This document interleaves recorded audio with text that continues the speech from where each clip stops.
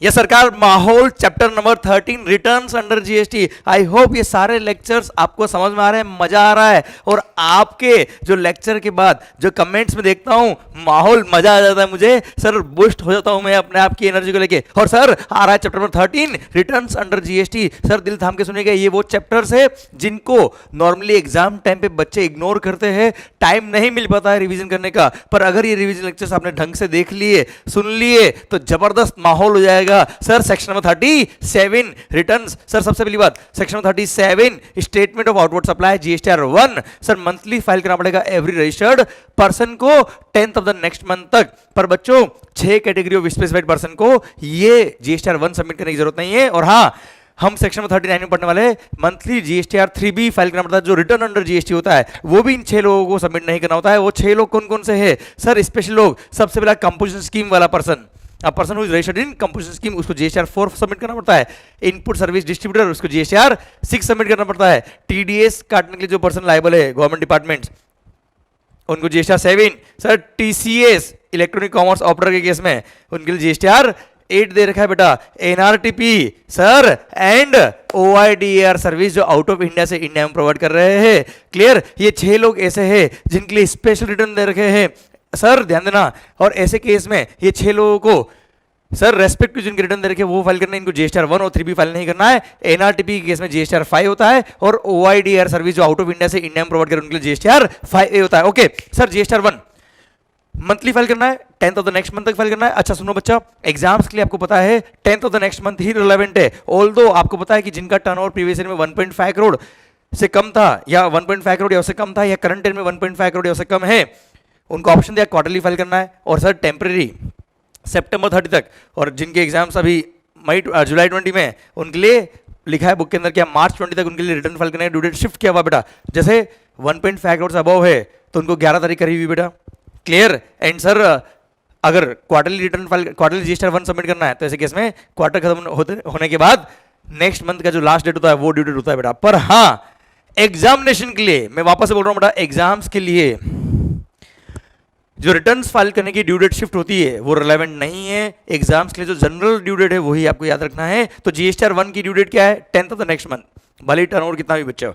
Clear? And sir monthly submit करना है 10th of the next month. Okay, GSTR 1 में submit किया होता है बेटा पूरी detail of your outward supply, जो मंथली आपने जितना भी आउटवर्ड सप्लाई किया, भले वो टैक्सेबल हो, एग्जेम्प्ट हो, जो भी है, वो सब कुछ इसमें इन्फॉर्मेशन आएगी। प्लस B2B ट्रांजेक्शन अगर होता है तो कंप्लीट इन्फॉर्मेशन उसके अंदर आएगी। और B2C ट्रांजेक्शन है तो B2B के केस में बिल टू बिल आपको पंच करना पड़ता है, और B2C के केस में consolidated rate wise, state wise आपको इन्फॉर्मेशन पंच करनी होती है। पर अगर B2C ट्रांजेक्शन है, business to consumer transfer, B2C अगर ट्रांजेक्शन है आपका, पर अगर कोई पर्टिकुलर एक ट्रांजेक्शन 2.5 लाख से एक्सीडिंग है, जिसकी वैल्यू 2.5 लाख एक्सीड करती है, और वो अगर इंटर स्टेट है, तो वो पर्टिकुलर B2C सप्लाई का बिल वाइज पंचिंग होगा। बाकी सारे B2C का एक साथ कंसोलिडेटेड इन्फॉर्मेशन आपको सबमिट करना है, state wise, rate wise. Clear? Okay सरकार, इन केस ऑफ GST अगर आपने GSTR 1 सबमिट किया और अगर उसमें कोई एरर हो गया या कोई अमेंडमेंट करना है, तो सर आपको पता है GST के रिटर्न से स्टेटमेंट कभी भी रेक्टिफाई नहीं होते। पर हाँ, फ्यूचर पीरियड में, कब बच्चों? फ्यूचर पीरियड में अगर आपको GSTR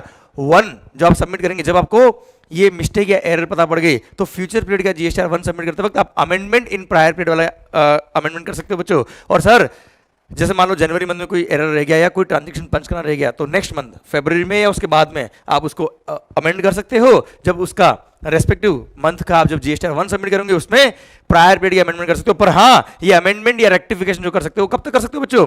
फाइनेंशियल खत्म होने के बाद, जब सितंबर मंथ का रिटर्न फाइल करेंगे, वो रिटर्न या actual filing of annual return whichever is earlier, तक ही आप मिस्टेक को रेक्टिफाई कर सकते हो अगर GSTR 1 में कोई मिस्टेक हो गई तो बच्चों। क्लियर? पक्का? और हाँ ध्यान देना बच्चा, GSTR 1 ये क्या है? रिटर्न नहीं है, ये स्टेटमेंट ऑफ आउटवर्ड सप्लाई है। ओके, और जो GSTR 1 में आपने सबमिट किया है, अगर B2B ट्रांजेक्शन है, तो सर कॉरस्पॉन्डिंग ये ट्रांजेक्शन जो रेसिपिएंट होगा उसके GSTR 2A में ऑटो पॉपुलेट होकर जाएगा। और अगर रेसिपिएंट कंपोजिशन स्कीम में रजिस्टर्ड है तो उसके GSTR 4A में जाएगा। और अगर रेसिपिएंट इनपुट सर्विस डिस्ट्रीब्यूटर है तो उसके GSTR 6A में ऑटो पॉपुलेट होकर जाएगा, जहां से वो ITC ले पाता है बेटा। ओके माहौल सरकार, ये था GSTR 1। ओके सर आ रहा है क्या? ये था सेक्शन 37। 38 था जीएसटी 2 वाला, और जीएसटी 2 अभी तक एप्लीकेबल नहीं हुआ और सर अभी वो रिलेवेंट नहीं है, इसलिए वो सिलेबस से आपके कोर्स से हटा दिया सेक्शन 38। 39 आ रहा returns under GST, GSTR 3B। Every registered person monthly submit करेगा GSTR 3B 20th of the next month तक, ध्यान रखना बेटा। और सर जो due date of filing of return होता है वही due date of making payment of tax होता है, आपको पता है बात, क्लियर। और सर ध्यान देना बेटा, जब आप रिटर्न फाइल करेंगे तब माना जाता है कि पेमेंट ऑफ टैक्स हुआ है, और पेमेंट ऑफ टैक्स नहीं किया तो रिटर्न फाइल ना हो पाएगा, क्लियर। उसको वैलिड रिटर्न बोलते ही नहीं, और सॉफ्टवेयर आपका रिटर्न अपलोड करने का सिस्टम का ऑप्शन देगा ही नहीं बेटा अगर आपने टैक्स पे नहीं किया तो। ओके सर, ये जीएसटीआर 3B ये 6 लोगों को सबमिट नहीं करना पड़ता है, वही 6 लोग जो स्पेशल जिनके लिए जीएसटीआर 1 नहीं था बेटा। ओके, अब सर बाकी लोगों को क्या सबमिट करना पड़ता है, जैसे मैंने आपको बताया जीएसटीआर 4 कंपोजिशन स्कीम जिन्होंने लिया है उनको जीएसटीआर 4 सबमिट करना, पर वो एनुअली है, फाइनेंशियल खत्म होने के बाद 30 अप्रैल या उससे पहले पहले उनको एनुअल एक रिटर्न है जीएसटीआर 4। पर हाँ, एवरी मंथ उनको जो टैक्स पे करने की लाइबिलिटी आएगी वो मंथली नहीं आएगी, वो क्या आएगी, क्वार्टरली आएगी, और क्वार्टरली उनको टैक्स पे करना पड़ेगा कंपोजिशन स्कीम वालों को, भले वो गुड्स की कंपोजिशन स्कीम है या सर्विसेज की कंपोजिशन स्कीम है, ऐसे केस में उनको क्वार्टरली टैक्स पे करना है जीएसटी CMP 08 नंबर का फॉर्म फिल करके, क्लियर। भले टैक्स की लाइबिलिटी हो या नहीं हो, निल भी फाइल करना पड़ेगा बेटा उनको। ओके सर, फिर आता है जीएसटीआर 5 एनआरटीपी को, नॉन रेजिडेंट टैक्सेबल पर्सन को जीएसटीआर 5 सबमिट करना पड़ेगा, वो भी monthly 20th of the next month तक बेटा, क्लियर। या जब उनका रजिस्ट्रेशन सर्टिफिकेट वैलिड है उसकी last date whichever is earlier 20th of the next month, या 7th day after the expiry of validity of their registration whichever is earlier. अरे clear, पक्का, डन। सर देन क्या है, OIDR service जो out of India से India में provide करे, ऐसे केस में अगर रेसिडेंट अनरजिस्टर्ड है तो फॉरवर्ड चार्ज में OIDR वाले को टैक्स पे करना पड़ता, तो उसको इंडिया में आकर रजिस्ट्रेशन करना पड़ेगा कंपलसरी, उसको 20 लाख का बेनिफिट नहीं मिलता, और उसको रिटर्न सबमिट करना पड़ेगा in the form of GSTR 5A monthly उसको जीएसटीआर 5 सबमिट करना है, और वो भी 20th ऑफ द नेक्स्ट मंथ ही उसका ड्यू डेट बेटा। Input service distributor GSTR 6 sir 13th of the next month is the due date, clear. उसके लिए 13th होगा, क्लियर। वो जीएसटीआर 1 जो लोग सबमिट करेंगे उसके 6A में आएगा, और वो 6 सबमिट करके इनपुट सर्विस का क्रेडिट डिस्ट्रीब्यूट कर देगा ISD। सर देन आता है क्या, जीएसटीआर 7 कौन, TDS वाले, क्लियर, TDS गवर्नमेंट डिपार्टमेंट वगैरह बेटा।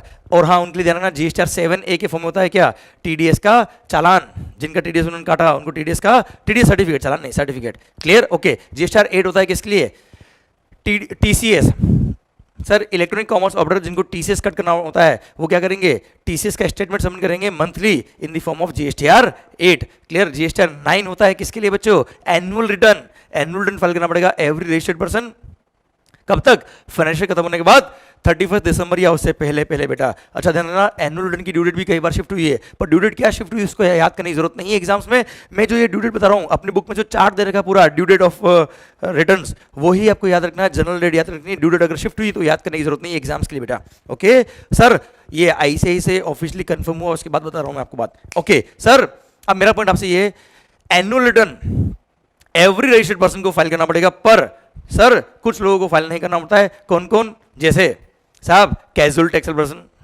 NRTP, ISD, और सर जो पर्सन TDS या TCS सबमिट करता है, पे करता है, तो TCS वालों के लिए एनुअल स्टेटमेंट होता है बेटा, और TDS वालों के लिए एनुअल को रिटर्न फाइल करने की जरूरत नहीं होती है, और OIDR service out of India से इंडिया में प्रोवाइड करे उनको एनुअल रिटर्न फाइल करने की जरूरत नहीं है, बाकी सबको एनुअल रिटर्न फाइल करना पड़ेगा 31 दिसंबर या उससे पहले बेटा। ओके माहौल, और इसका टॉपिक जब आएगा तो और बात कर लेंगे हम। और सरकार दिन आता है क्या, कंपोजिशन स्कीम वालों को जीएसटीआर 9A नंबर का फॉर्म है, जो क्या है एनुअल रिटर्न अगेन 31 दिसंबर या उससे पहले after the end of the financial उनको सबमिट करना पड़ेगा। Okay sir, electronic commerce operator को जो एनुअल स्टेटमेंट सबमिट करना पड़ता है वो है फॉर्म नंबर जीएसटीआर 9B, और सर उनके लिए भी ड्यू डेट क्या है बेटा, 31 दिसंबर after the end of the financial year. And sir आ रहा है क्या जीएसटीआर 9C, ये क्या है सर, reconciliation statement, every registered person whose aggregate turnover in a financial exceeds 2 crore उसको जीएसटी ऑडिट कराना पड़ता है, और साथ में यस सर, अरे पावर कट हो गया था बच्चों। ओके वापस बोलता हूं बेटा मैं, every registered person whose aggregate turnover in a financial exceeds 2 crore, तो ऐसे केस में उसको जीएसटी ऑडिट कराना पड़ेगा, और साथ में एक रिकंसिलिएशन स्टेटमेंट सबमिट करना पड़ेगा in the form number GSTR 9C, और GSTR 9C along with the annual return उनको सबमिट करना पड़ेगा। अच्छा, इसके कुछ एक्सेप्शन है, हम बात करेंगे जब रेस्पेक्टिव पॉइंट पढ़ेंगे तब, सेक्शन 44 में दिया हुआ है। ओके सरकार, फिर फाइनल रिटर्न, अगर कोई पर्सन अपना रजिस्ट्रेशन क्या करता है, कैंसिल कराता है या उसका रजिस्ट्रेशन सरेंडर हो जाता है, कैंसिल हो जाता है, तो ऐसे केस में फाइनल रिटर्न जीएसटीआर 11 सबमिट करना पड़ता है विद इन 3 मंथ। 3 मंथ कब से बेटा, जब से उसने डेट ऑफ कैंसिलेशन ऑर्डर था वो, या date of cancellation of the registration या order of cancellation whichever is later, वहां से 3 महीने के अंदर उसको फाइनल रिटर्न फाइल करना पड़ता है कि कोई ड्यूज वगैरह उसके बाकी नहीं है, क्लियर। ये है जीएसटीआर 10 बेटा, जीएसटीआर 10। और यूआईएन होल्डर जो होते हैं बेटा, यूआईएन होल्डर याद है बेटा, इनवर्स सप्लाई पे जो टैक्स पे किया उसका रिफंड मिलता है उनको, तो यूआईएन होल्डर को उस इनवर्स सप्लाई के रिटर्न के लिए जीएसटीआर 11 सबमिट करना पड़ता है बेटो। Clear, done. ये सारे रिटर्न्स अंडर जीएसटी का समरी मैंने बता दिया आपको। अच्छा, दो तीन बातें और करता हूं मैं स्पेशल जो है स्पेशल रिटर्न के रिगार्डिंग। अच्छा, पहली बात तो जीएसटीआर 3B रिटर्न कहलाता है बेटा, अमेंडमेंट कर दिया रेट्रोस्पेक्टिव 1 जुलाई 17 से कि जीएसटीआर 3B को ही रिटर्न माना जाएगा for the purpose of this entire act. Clear, okay. Due date of filing of return जो होता है वही due date of making payment of tax होता है, और जब तक आपने टैक्स पे नहीं किया तब तक रिटर्न सबमिट नहीं होगा। क्लियर, और रिटर्न सबमिट नहीं किया मतलब टैक्स पे नहीं हुआ ये माना जाएगा बच्चों। और सर अगर एक दिन भी रिटर्न फाइल करने में लेट हो गए तो सर आपको लेट फाइलिंग फी भी पे करनी पड़ेगी अलॉन्ग विद इंटरेस्ट। क्लियर, क्योंकि ये माना जाएगा कि आपने टैक्स पे नहीं किया। ओके सरकार, फिर आता है स्पेशल रिटर्न के रिगार्डिंग बातें। सर जीएसटीआर 4 कंपोजिशन स्कीम वालों को सबमिट करना पड़ता है। सर बात मैंने पूरी कर ली आपसे, एनुअल फाइल करना पड़ेगा। अच्छा, इसके अंदर ध्यान रखना, गुड्स के कंपोजिशन स्कीम वाले हो या सर्विसेज के कंपोजिशन स्कीम वाले हो, दोनों के लिए यही जीएसटीआर 4 है। और CMP 08 नंबर का जो स्टेटमेंट है वो इनको सबमिट करना पड़ेगा क्वार्टरली पेमेंट ऑफ टैक्स के लिए 18th of the next month तक बच्चों। Clear, quarterly. और सर एनुअल रिटर्न है, एनुअली एक रिटर्न है जीएसटीआर 4 प्लस इनके लिए एक एनुअल रिटर्न और है इन द फॉर्म नंबर जीएसटीआर 9 है। तो एनुअली दो रिटर्न हो गए, एक तो नॉर्मल रिटर्न हो गया जीएसटीआर 4, एक और एनुअल रिटर्न जीएसटीआर 9A के फॉर्म में बच्चों। और क्वार्टरली पेमेंट के लिए जीएसटी CMP 08 का नंबर का स्टेटमेंट बड़ा है इसके लिए। अच्छा ध्यान देना बेटा, अगर आप मान लो 1 अप्रैल से कंपोजिशन स्कीम में आ गए तो सर 31 मार्च तक आपको, अगर आप नॉर्मल रेगुलर स्कीम में थे तो तब तक आपको जीएसटीआर 1 और 3B जो रेस्पेक्टिव रिटर्न वो सबमिट करने पड़ेंगे। और 1 अप्रैल से जब कंपोजिशन स्कीम में आ गए तब आपको जीएसटी CMP 08 और जीएसटीआर 4 के लिए एप्लीकेबल हो जाओगे। पर मान लो सर 10 जुलाई को मान लो आपका टर्नओवर क्रॉस हो गया, या आप किसी भी वजह से कंपोजिशन से बाहर हो गए या वॉलंटरली बाहर हो गए, तो ऐसे केस में 10 जुलाई को मान लो दिन में 2 बजे बिल नंबर 420 तक आप कंपोजिशन में थे और 421 बिल नंबर से किस में आ गए, रेगुलर स्कीम में आ गए, तो बिल नंबर 420 तक की जो इंफॉर्मेशन है उस पे उसके लिए आपको जीएसटीआर 4 सबमिट करना पड़ेगा। और बिल नंबर 421 से आपके लिए जीएसटीआर 1 और 3B एप्लीकेबल हो जाएंगे। और बिल नंबर 420 तक आपके लिए CMP 08 जो क्वार्टरली वाला प्रोविजन था वो, और सर जीएसटीआर 4 जो एनुअल है बेटा वही सबमिट करना पड़ेगा बेटा। Clear, done. माहौल एंड वाइस वर्सा आल्सो बेटा। माहौल सरकार in case of GST, sir ध्यान देना बेटा, अगर कंपोजिशन स्कीम अगर आपने लिए, तो अगर इनवर्ट सप्लाई ऐसा आपने लिया है, इनवर्ट सप्लाई रजिस्टर्ड प्रोसेस से लिया है, तो आपके जीएसटीआर 4A में उसकी इन्फॉर्मेशन आएगी। क्लियर, और सर उसको एक्सेप्ट करोगे तो जीएसटीआर 4 में जाएगी। क्लियर, समझा मेरी बात। और हाँ, इनवर्ट सप्लाई का इन्फॉर्मेशन आपको पूरा देना पड़ता है इन केस अगर आपने कंपोजिशन स्कीम लिया और जीएसटीआर 4 सबमिट कर रहे हो तो बेटा। ओके सरकार, जीएसटीआर 4 जब आप सबमिट करते हो तो वो है स्टेटमेंट ऑफ आउटवर्ड सप्लाई, उसमें डायरेक्ट कंसोलिडेटेड डिटेल होगी कि मैंने इतना सेल किया और उस पर रेट ऑफ टैक्स इतना था, मैंने इतना टैक्स पे किया, बात खत्म बच्चा।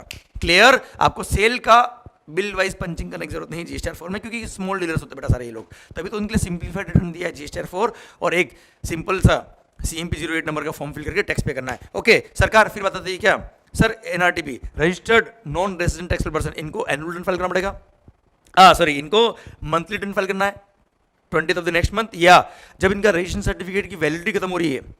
क्लियर, जब एक्सपायरी हो रहा है रजिस्ट्रेशन का वहां से 7 दिन विच एवर इज अर्लियर तक इनको जीएसटीआर 5 सबमिट करना पड़ेगा। OIDAR को जीएसटीआर 5A सबमिट करना पड़ेगा, जो आउट ऑफ इंडिया से इंडिया में सर्विसेज दे रहे हैं, ऑनलाइन इन्फॉर्मेशन और डेटाबेस एक्सेस रिलेटेबल सर्विसेज की to a person who is not registered in GST. तो ऐसे केस में वो टैक्स पे करेंगे फॉरवर्ड चार्ज में और जीएसटीआर 5A सबमिट करेंगे 20th of the next month तक बच्चा, मंथली फाइल करना पड़ेगा इनको। ओके सर, अब आती थी किसकी, input service distributor ISD। Sir ध्यान देना बेटा, ISD जो मेरा ऑफिस है उसको जीएसटीआर 6 सबमिट करना पड़ेगा। उसने जो इनवर्ट सप्लाई लिया उसके जीएसटीआर 6A में आएगा, 6A को यूज करेगा, एक्सेप्ट करेगा, 6 में आएगा और 6 से वो क्या करेगा, सबको क्रेडिट डिस्ट्रीब्यूट कर देगा मंथली बेस पे। 13th of the next month is the due date, monthly base पे बेटा। ओके सर, जीएसटीआर 7 TDS का है, मैं बात कर चुका हूं आपसे। जीएसटीआर 7A TDS सर्टिफिकेट है बेटा, TDS का सेक्शन पढ़ा था बात करी हमने। जीएसटीआर 8 जो है वो क्या है सर, TCS का स्टेटमेंट जो ECO को सबमिट करना पड़ता है 10th of the next month है बच्चों, इसके लिए भी ड्यू डेट। और एनुअली इसको जीएसटीआर 9 भी सबमिट करना पड़ेगा, एनुअल स्टेटमेंट 31 दिसंबर या उससे पहले पहले बच्चों।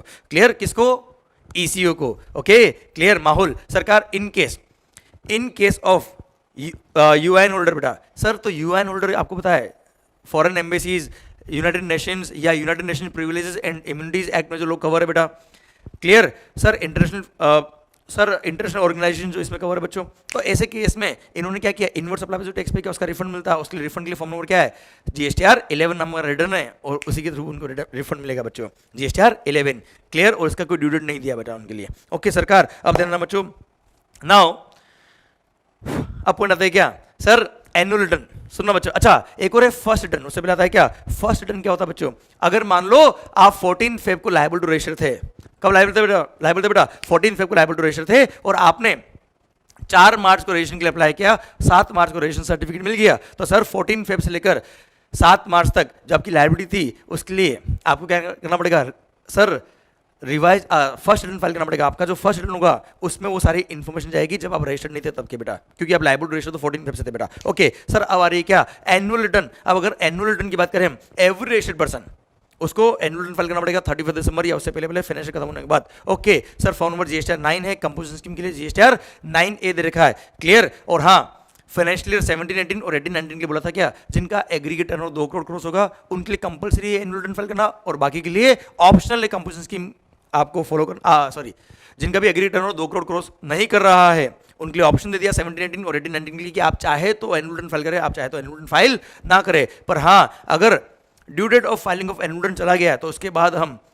इन लोगों को जिनका टर्नओवर 2 करोड़ या उससे कम था उनको एनुअल फाइल करने का ऑप्शन नहीं देंगे, और बाद में अगर उनको कोई डिस्क्रिपेंसी मिलती है, उनको टैक्स पेबल आता है तो they can file GST DRC 03 और उसके थ्रू वो पेमेंट ऑफ टैक्स कर सकते हैं, difference amount of tax sir self assessment करके बच्चों। ओके सर अब आता है क्या audit. Sir every registered person whose aggregate turnover in a financial exceeds 2 crore उसको जीएसटी ऑडिट करना पड़ेगा, and along with the annual return उसको अपने ऑडिट रिपोर्ट प्लस एक reconciliation statement in the form number GSTR 9 से सबमिट करना पड़ेगा। और सुनना बेटा ये भी एनुअल रिटर्न के साथ में आपको सबमिट करना पड़ेगा, और ये ऑडिट कौन करेगा बेटा सर, प्रैक्टिसिंग सीए या कॉस्ट अकाउंटेंट बच्चों।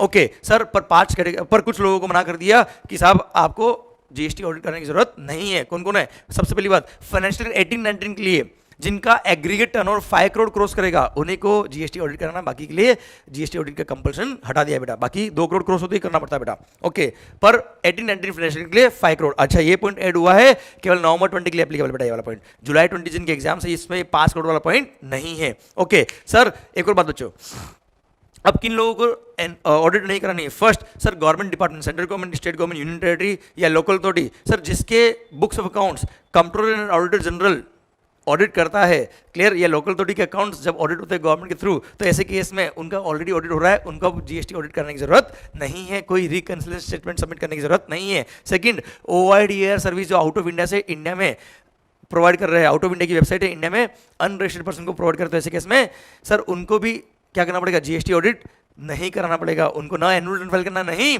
जीएसटी ऑडिट कराना बेटा। प्लस एक और पॉइंट अभी ऐड हुआ है जो नवंबर 20 है उसके बाद वाले आइटम के लिए एप्लीकेबल है कि foreign companies which are airline company sir जिन्होंने कंपनीज एक्ट के रजिस्ट्रेशन का कंप्लायंस किया है प्रॉपरली, उनको भी बोल दिया कि आपको जीएसटीआर 9 से सबमिट करने की जरूरत नहीं है, पर आपको एक annual statement of receipt and payment in respect of Indian business operations for every GST number आपको सबमिट करना पड़ेगा, which should be duly certified by practicing CA या कॉस्ट अकाउंटेंट। और ये सर रिसीट और पेमेंट का सर्टिफिकेट आपको 30 सितंबर after the end of the financial year आपको सबमिट करना पड़ेगा। ये पॉइंट नवंबर 20 है उसके बाद वाले के लिए एप्लीकेबल है, जुलाई 20 के लिए एप्लीकेबल नहीं है। Foreign company which are airlines company उनको मना कर दिया कि आपको जीएसटी 9 से सबमिट करने की जरूरत नहीं है, क्लियर डन। ये पॉइंट खत्म होता है। अब आ रहा है क्या, अगर कोई एसएससी अपना रजिस्ट्रेशन कैंसिल कराता है तो date of cancellation of the registration या date of order of cancellation of registration whichever is later, वहां से 3 महीने के अंदर आपको क्या करना पड़ेगा, final return in the form number GSTR 10 submit करना पड़ेगा बेटा। ओके हटाओ।